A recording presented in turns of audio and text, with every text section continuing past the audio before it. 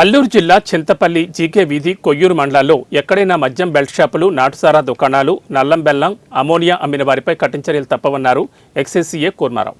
2 మద్యం బెల్ట్ షాపుల్లో 56 మద్యం సీసాలు పట్టుకుని వారిపై కేసు నమోదు చేసి రిమాండ్కు తరలించినట్టు తెలిపారు. నాటుసారాయికి ఉపయోగించే నల్ల బెల్లం, పులుపు 1600 లీటర్లు ధ్వంసం చేశారు పోలీసులు.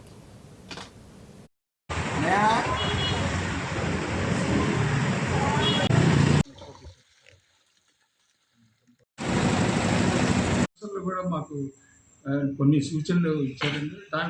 దాన్ని బట్టి మేము తప్పకుండా రిజిస్టర్ చేస్తాం.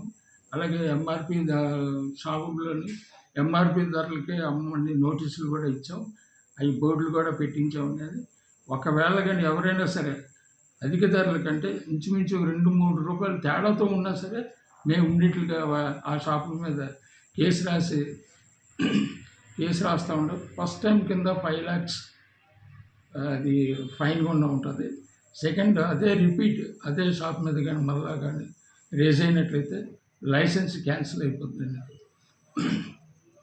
ఇది ఈ విధంగా పత్రికా ప్రకటనగా మీకు తెలియపరుస్తున్నాను.